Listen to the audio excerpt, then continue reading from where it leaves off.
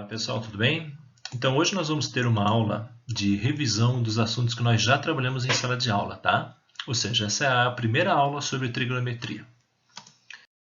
Bem, quando nós falamos em trigonometria, nós podemos lembrar das medidas angulares, o grau e a outra medida, radiano. Também tem uma terceira medida chamada grado, mas essa a gente não utiliza muito no ensino médio nem no superior. Nós vamos trabalhar aqui com as duas medidas mais usuais, tanto no vestibular como também na escola, na educação básica, o radiano e o grau. Mas o que é o radiano? De onde que vem essa unidade radiano? Bem, para isso, para que eu possa explicar isso para você, nós vamos desenhar aqui uma circunferência qualquer.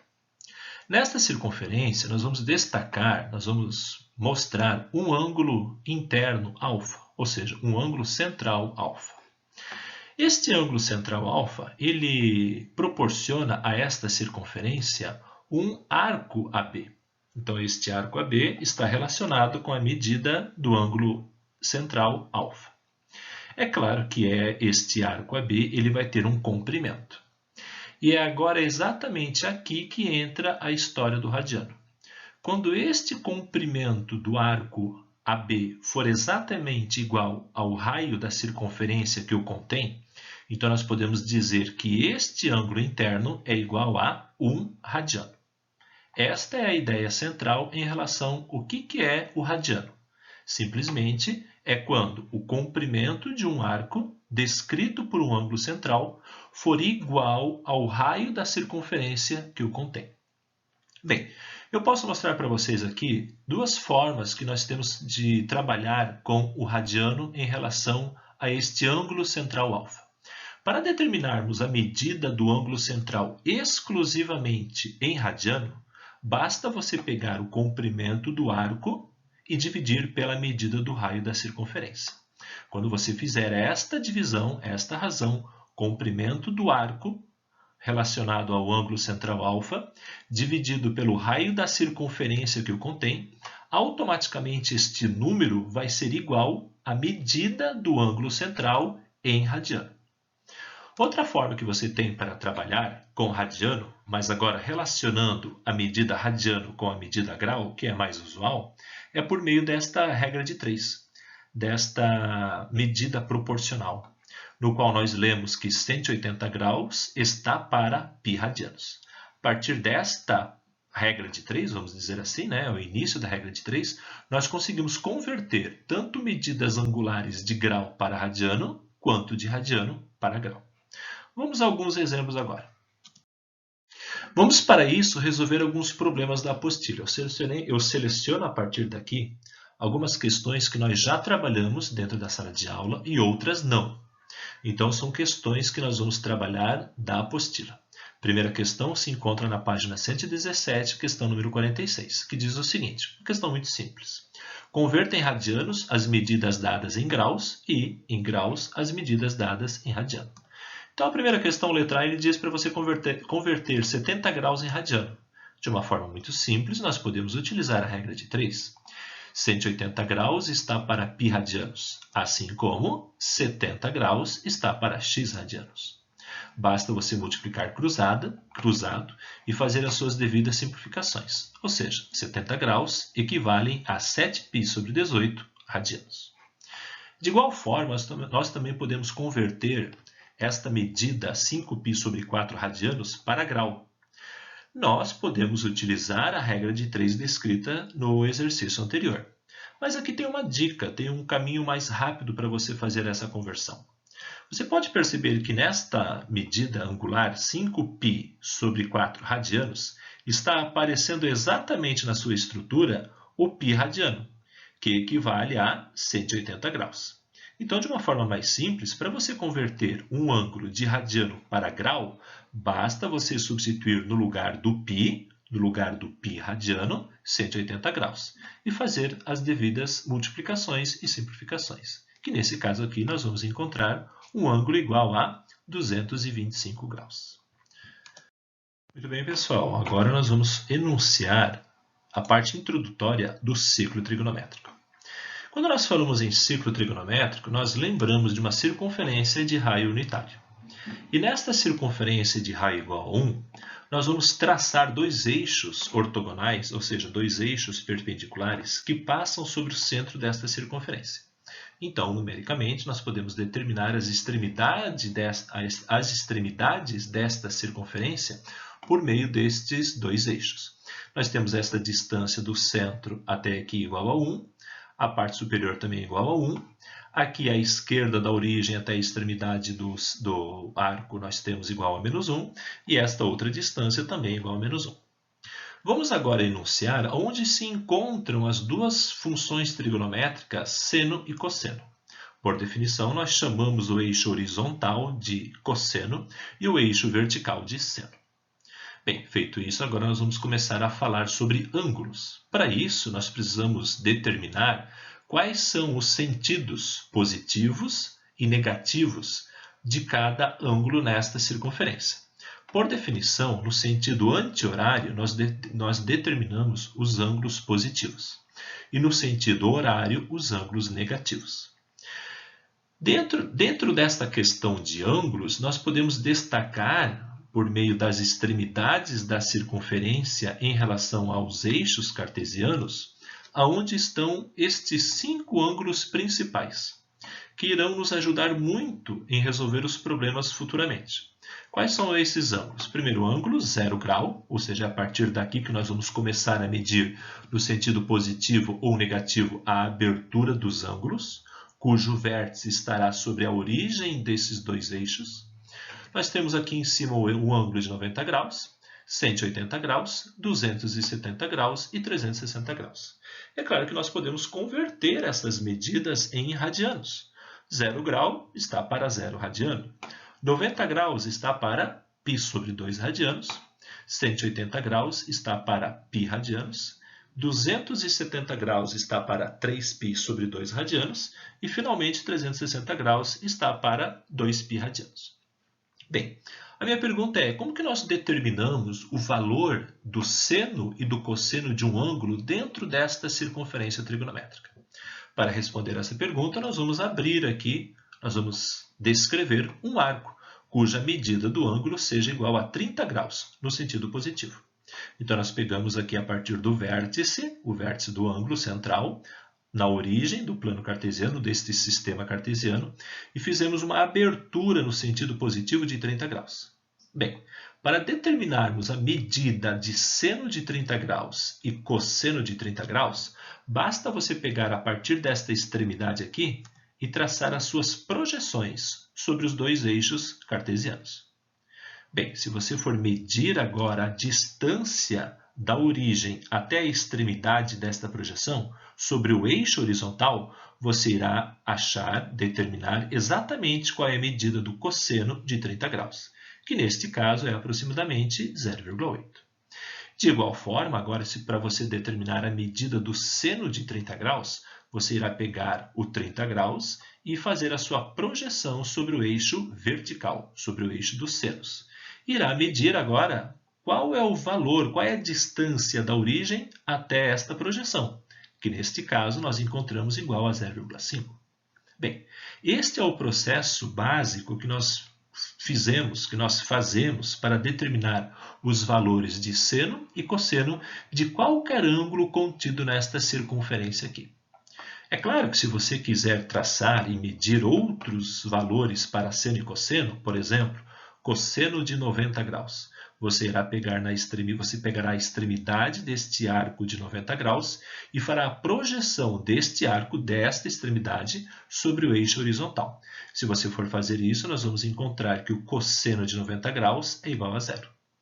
Já o seno de 90 graus, ou seja, a projeção deste ponto sobre o próprio eixo vertical, bate em cima do 1. Ou seja, seno de 90 graus é igual a 1. Se nós repetirmos este processo para esses outros ângulos extremos da circunferência, nós podemos afirmar que o cosseno de 180 graus é igual a menos 1 e o seno de 180 graus é igual a 0. O seno de 270 graus é igual a menos 1 e o cosseno de 270 graus é igual a 0. Finalmente, o cosseno de 360 graus é igual a 1 também, já o seno de 360 graus é igual a 0.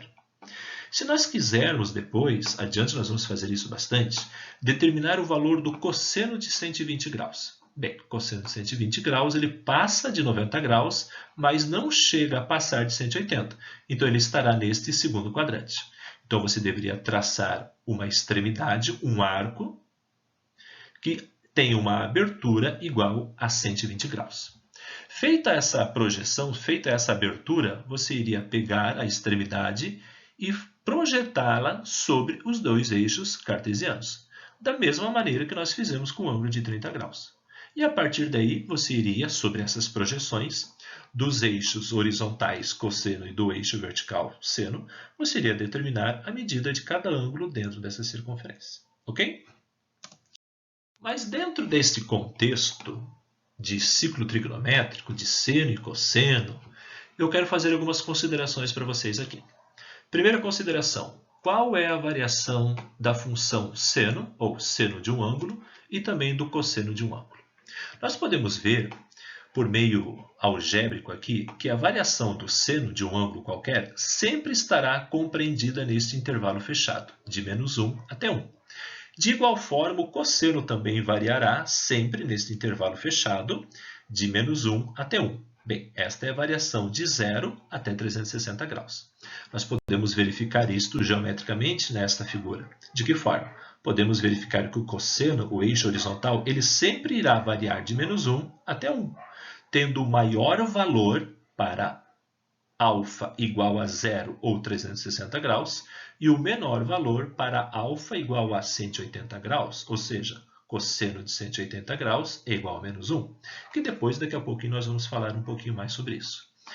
Para a função seno sobre o eixo vertical, nós também podemos visualizar aqui graficamente que a variação do seno de um ângulo α sempre estará compreendida entre -1, o seu menor resultado, e o seu maior resultado, 1, variando para 90 graus, tendo como maior resultado, e 270 graus, tendo seu menor resultado. Mas, além disso, eu quero trazer à lembrança de vocês esta maravilhosa fórmula, esta identidade trigonométrica, que nós chamamos de equação fundamental da trigonometria, ou relação fundamental da trigonometria. Por que o seno ao quadrado de um ângulo α mais o cosseno de um ângulo α ao quadrado é igual a 1? Bem, para isso eu quero fazer com vocês aqui, novamente, um desenho do ciclo trigonométrico. Nós já sabemos que se nós traçarmos a abertura de um ângulo α no sentido positivo no ciclo trigonométrico, o valor do cosseno deste ângulo e o valor do seno deste ângulo serão exatamente essas duas projeções sobre os dois eixos do cosseno e do seno. Mas aí vem um detalhezinho.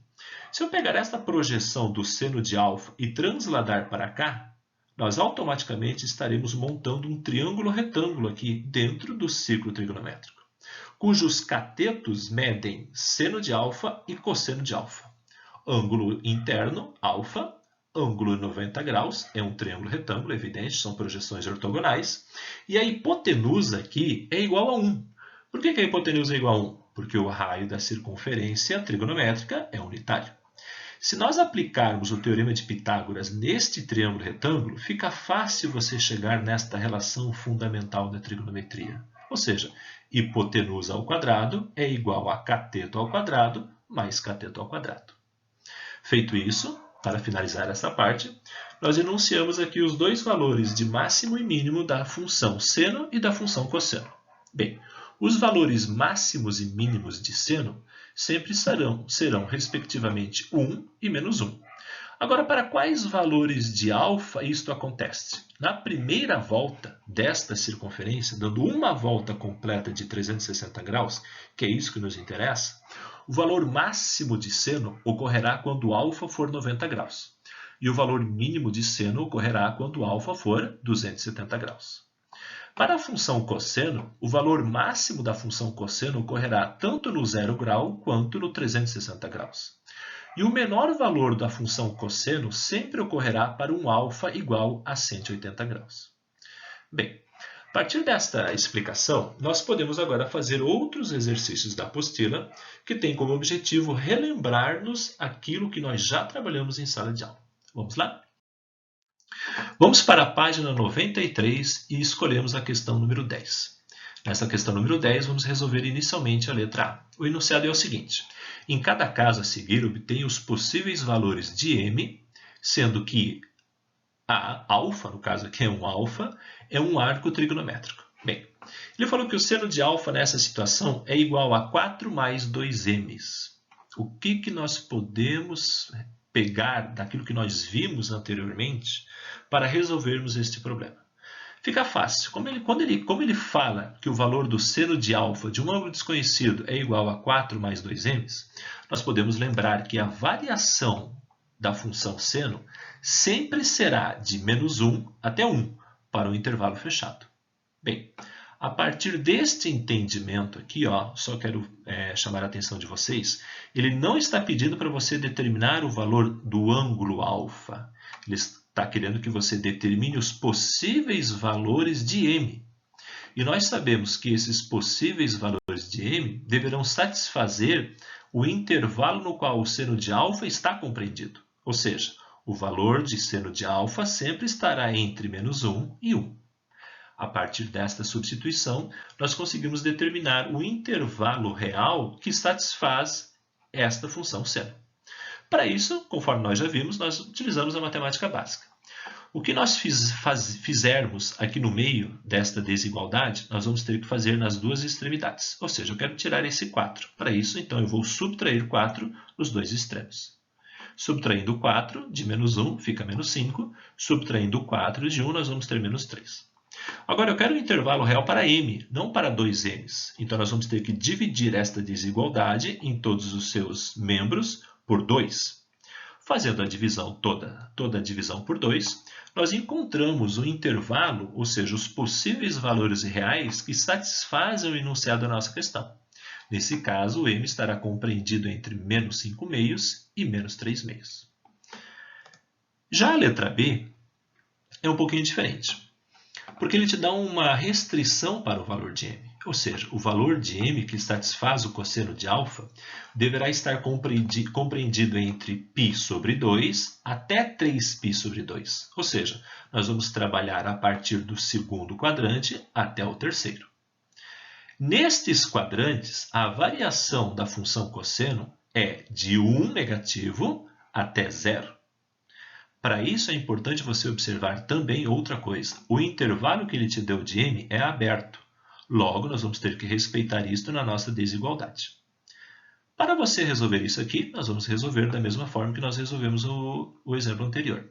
Vamos tirar esse 3, subtraindo 3 dos dois extremos. E agora nós vamos dividir toda a desigualdade por menos 2.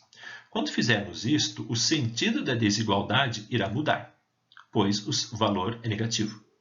Tendo então m sendo menor do que 2 e maior do que 3 meios. Desta forma, nós podemos finalizar escrevendo a resposta final de uma forma mais usual, de uma maneira mais usual, no qual diz que o m vai ser maior do que 3 meios e menor do que 2. Beleza? Agora, a próxima questão está na página 93, a questão número 12. Novamente, ele fala, calcule os possíveis valores de k, de modo que se tenha seno de alfa igual a k menos 1 sobre 5 e, ao mesmo tempo, cosseno de alfa igual a 2 raiz de k sobre 5. Bem, agora eu preciso lembrar daquilo que nós acabamos de ver, no qual relaciona a função seno e a função cosseno. Para isso, nós precisamos lembrar da relação fundamental da trigonometria, no qual diz seno ao quadrado de x mais cosseno ao quadrado de x é igual a 1. Para isso, substituindo na expressão, nesta identidade fundamental da trigonometria, nós armamos esta conta aqui. Então, nós escrevemos o valor de seno de x, ou seno de alfa ao quadrado, somando com o cosseno de alfa ao quadrado e igualando esta soma a 1. Bem, pessoal, a partir daqui vocês sabem que nós vamos pedir ajuda para a matemática básica. Não podemos errar a partir daqui. Identificamos aqui em cima um produto notável e aqui algumas propriedades que envolvem radicais. Se formos desenvolver inicialmente a parte esquerda, a primeira parcela da soma e a segunda parcela da soma, nós vamos ter o produto notável, k² menos 2k mais 1, dividido por 25, mais 4k dividido por 25, e ambos iguais a 1. Bem, se nós formos somar essas duas frações cujos denominadores são iguais, nós não precisamos nem tirar o mínimo. Basta somar os termos semelhantes, que nesse caso são 4k positivo e menos 2k, tendo como resposta parcial 2k. A partir daqui nós podemos multiplicar cruzado. Multiplicando cruzado, nós vamos ter esta equação de segundo grau, no qual, para resolvermos esta equação de segundo grau, vamos igualar a zero e resolver por Bhaskara ou soma e produto. Bem, conseguimos determinar dois valores possíveis para k. K igual a menos 6 ou K igual a 4. A pergunta é, será que esses dois resultados são verdadeiros? Para isso, nós precisamos tirar a prova real, porque você já está percebendo que tem um k dentro de uma raiz quadrada. E esta raiz quadrada não pode assumir um valor negativo para k. Outra coisa, nós já temos aqui na função seno, que se substituirmos no lugar do k o menos 6, nós vamos ter menos 7, menos 6 com menos 1, menos 7 dividido por 5. E isso vai passar de 1. A função seno nunca é maior do que 1. Então, nós já podemos observar que a primeira resposta que nós determinamos, tirando a prova real aqui no enunciado, é falsa. Agora, nós precisamos também testar a segunda, que pode ser que esta resolução seja igual a vazio. Bem, se nós substituirmos no lugar do k nas duas expressões anteriores por 4, nós vamos determinar a resposta verdadeira e ela vai ser validada. Ou seja, substituindo o valor de k igual a 4, nós vamos ter a raiz quadrada de 4, 2. 2 vezes 2, 4. 4 quintos. 4 quintos, 0,8. É menor do que 1. 4, valor de k igual a 4. 4 menos 1, 3. 3 quintos, 0,6. Também 0,6 é menor do que 1. Fazendo essa validação, a única resposta que satisfaz o enunciado, na letra B, é igual k a 4. Próxima questão, questão 14 da página 94. Aqui diz o seguinte. Obtenha os valores mínimo e máximo de cada expressão a seguir, sendo que α e β são dois arcos trigonométricos. Quais são as expressões? Eu peguei a letra C. A letra C traz uma expressão E igual a 2 seno de α dividido por 3 mais cosseno de β. Aqui é o seguinte, nós já vimos que os valores máximos e mínimos de seno e de cosseno são iguais a 1 e menos 1, respectivamente. Só que ele quer que você maximize e minimize esta expressão de E utilizando aquilo que você acabou de ver comigo em relação a seno de α e cosseno de β. Então, nós temos aqui 4 possibilidades, tanto 2 para seno, 2 para cosseno. E a partir daqui você vai ter que fazer um jogo de sinal para tentar determinar qual é o valor máximo de E e qual é o valor mínimo de E. Para isso, tentando nos organizar melhor, eu vou fazer para a função seno primeiro. E vou deixar o denominador cosseno de β assim como está. Então, considerando o menor valor de seno igual a menos 1, nós vamos ter aqui na parte de cima 2 que multiplica menos 1, ou seja, menos 2. Considerando o valor máximo de seno na função anterior, nós vamos ter na parte de cima 2 que multiplica 1 igual a 2. Na primeira fração, nós temos um sinal negativo. Ela é uma fração negativa. Na segunda parte, nós temos uma fração positiva. Agora, nós vamos ter que analisar o denominador desta fração, no qual envolve o cosseno de β. Agora, você tem que analisar. Você tem duas possibilidades para cosseno. Cosseno mais ou menos 1. Bem, você poderia substituir os dois resultados aqui e você iria encontrar 4 possíveis resultados. Dos 4, você iria pegar o maior e o menor. Ponto final. Mas antes disso, nós vamos analisar de uma maneira um pouquinho mais analítica. Como a parte de cima é negativa, eu quero mostrar que essa expressão E, quando o seno de α é igual a menos 1, vai ser a menor expressão que nós vamos encontrar para o valor dela, ou seja, o menor valor para E. Para isso, nós vamos considerar também o valor de cosseno de β igual a menos 1. Fazendo isso, olha o resultado que nós encontramos. Pela regra de sinais, então nós precisamos analisar, cada caso é um caso. Menos 2 dividido por 3 menos 1 fica 2, ou seja, menos 2 dividido por 2 é igual a menos 1.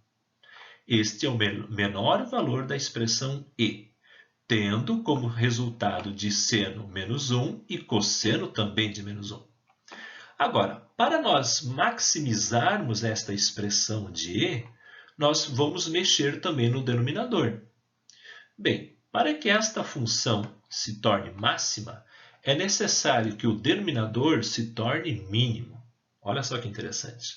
A partir daqui, nós vamos continuar a pegar o cosseno de beta, o seu menor valor, ou seja, menos 1.